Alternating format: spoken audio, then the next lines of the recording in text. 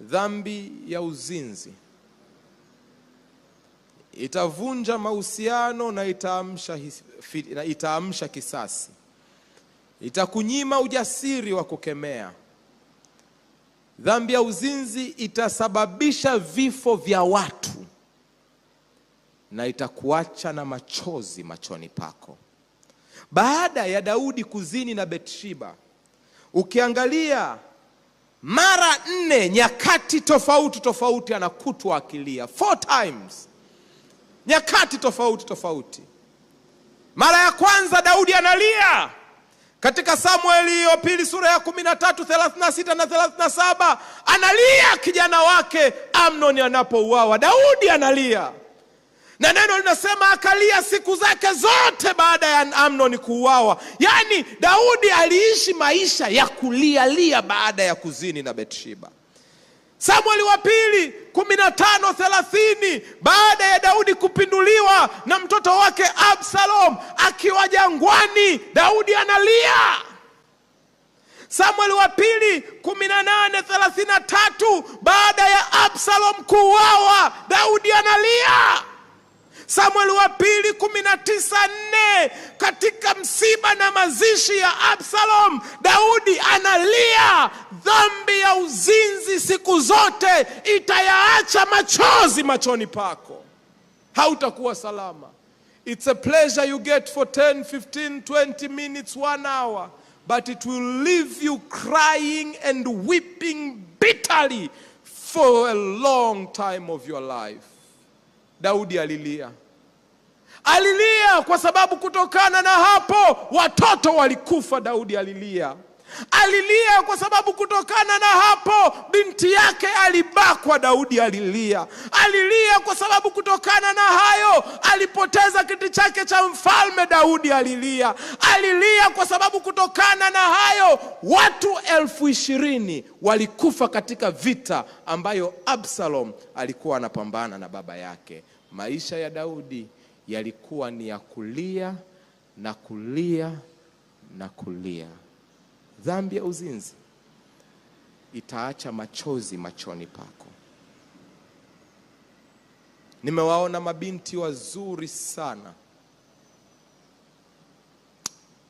ambao wameshindwa kuolewa kwa sababu walianguka katika dhambi hii na wakapata watoto, na sasa wamekuwa blacklisted. Warembo, wazuri, lakini mpaka leo machozi yanaanguka katika macho yao.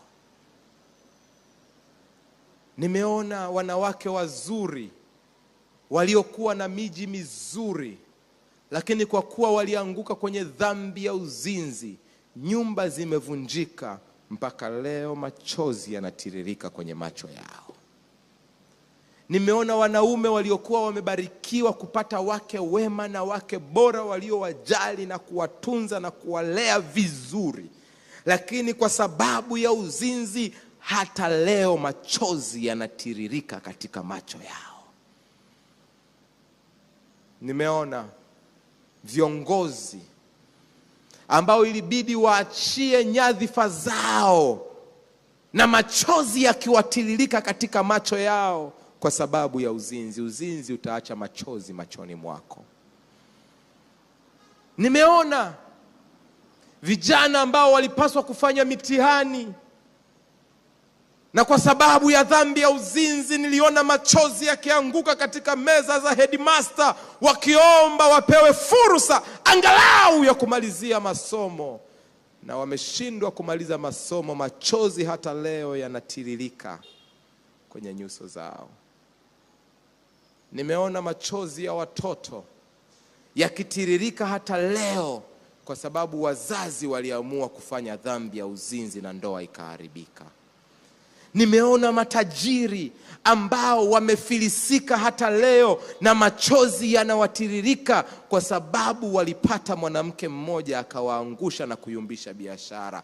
Dhambi ya uzinzi itaacha machozi katika macho yako. Nimeona wazee wa kanisa machozi yakiwatiririka wakati mkutano mkuu ukivote majina yao kuondoka kwenye vitabu vya ushirika. kwa dhambi ya uzinzi. Dhambi ya uzinzi itaacha machozi katika macho yako. Oh, I have seen it. I have seen it. Nimeona dhambi ya uzinzi ikiacha machozi kwenye maisha ya watu. Daudi, dhambi hii ilimwachia machozi na machozi na machozi na machozi. Kwa nini raha ya lisali moja? Kwa nini raha ya nusu saa ikuachie machozi kwa miaka mingi ya maisha yako? Mungu nisaidie. Mungu tusaidie tuishinde dhambi hii. Muda umeisha. Itabidi kuwe na part 3.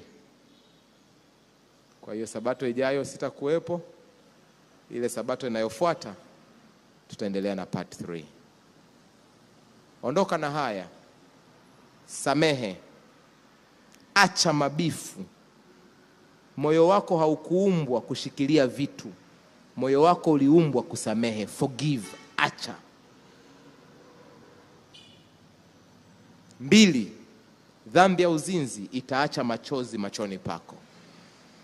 Wewe kijana uko hapa, you might not believe me now, lakini dhambi ya uzinzi huwa siku zote inaacha machozi.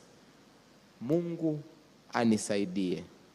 Mungu akusaidie tuishinde dhambi hii.